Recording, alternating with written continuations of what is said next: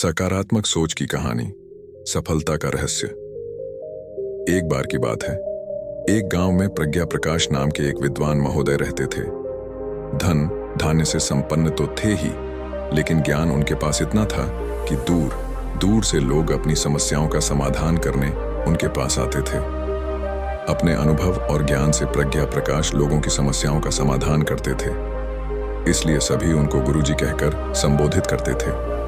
एक दिन की बात है, एक नवयुवक गुरुजी के पास आया और बोला, गुरुजी, मुझे सफलता का रहस्य बताइए। मैं चाहता हूं कि मैं भी आपकी तरह विद्वान बनकर अपनी गरीबी दूर कर सकूं। गुरुजी मुस्कुराए और उन्होंने उसे दूसरे दिन प्रातःकाल नदी किनारे मिलने के लिए बुलाया। युवक को भी नहाना था, इसलिए वह भी अपने वस्त्र लेकर दूसरे दिन प्रातःकाल नदी किनारे पहुंच गया। गुरुजी उस युवक को नदी के गहरे पानी में ले गए और जहां पानी गले के ऊपर निकल गया तो उन्होंने उसे डुबो दिया। थोड़ी देर युवक छटपटाया, फिर उन्होंने उसे छोड़ दिया। युवक हांफता हांफता नदी से बाहर भागा। जब उसे सुध आई तो बोला, आप मुझे मारना क्यों चाहते हैं? गुरुजी बोले, नहीं भाई, मैं तो तुम्हें सफलता का रहस्य बता रहा था। अच्छा बताओ, जब मैंने तुम्हारी गर्दन पानी में डुबो दी थी, उस समय तुम्हें सबसे ज्यादा इच्छा किस चीज की हो रही थी? युवक बोला, सांस लेने की। गुरुजी बोले, बस यही सफलता का रहस्य है।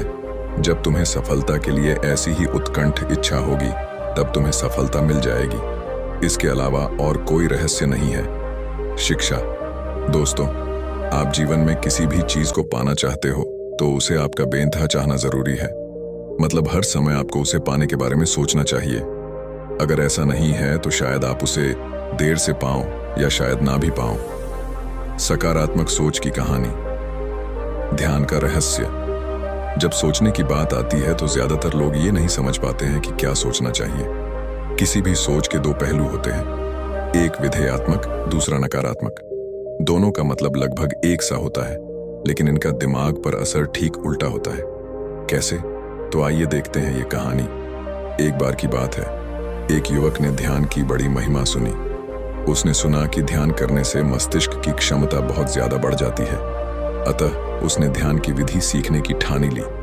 ध्यान की विधि सीखने की इच्छा से वह एक योगी जी के पास पहुंच गया। युवक योगी जी से बोला, गुरुजी, मुझे ध्यान की विधि सिखा दो। योगी जी बोले, अच्छा, सिखा देंगे। पहले ये बताओ कि तुम्हें कौन सी चीज सबसे ज्यादा अच्छी लगती है? युवक बोला, मुझे गाय और बंदर अच्छे लगते हैं। योगी जी बोले, कोई एक चुन लो। अब वो फंस गया। कभी गाय को सोचता है, कभी बंदर को सोचता है। वो सोच ही रहा था, काफी देर हो गई। तब योगी जी बोले, तू गाय का ध्यान करना, बंदर का मत करना। युवक घर गया और रोज ध्यान का अभ्यास करने लगा। लेकिन एक समस्या हो गई। वह जितना बंदर का ध्यान नहीं करने की कोशिश करता, उतना ही बंदर उसके ध्यान में आता था। वह परेशान हो गया। गाय तो उसके ध्यान में टिकती नहीं, बंदर ही बंदर आता रहता। 4-5 दिन बाद वह फिर से योगी जी के पास गया और बोला, गुरुजी, एक दुविधा है। जितना मैं बंदर का ध्यान नहीं करने की कोशिश करता हूं, उतना ही बंदर मेरे ध्यान में आता है। गाय तो टिकती ही नहीं। योगी जी मुस्कुराए और बोले, तूने मेरी बात के विधेयात्मक पक्ष को पकड़ने के बजाय नकारात्मक पक्ष को पकड़ लिया। अगर तू गाय का ध्यान करना है, इस बात को पकड़ लेता तो गाय का ध्यान ही करता, लेकिन तूने बंदर का ध्यान नहीं करना, इस बात को पकड़ लिया, इसीलिए केवल बंदर का ध्यान ही आया। शिक्षा। दोस्तों, इस छोटी सी कहानी से यह शिक्षा मिलती है कि मनुष्य को हमेशा विधेयात्मक सोचना चाहिए। ध्यान का यही सूत्र है, क्या छोड़ना है, इस पर ध्यान देने की बजाय क्या पकड़ना है, इस पर ध्यान दिया जाए तो हम बेहतर ध्यान कर पाएंगे। हमेशा विधेयात्मक चीजों का ही प्रचार करना चाहिए।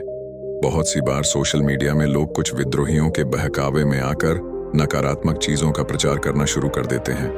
उन्हें लगता है कि वह सही कर रहे हैं, लेकिन उसका परिणाम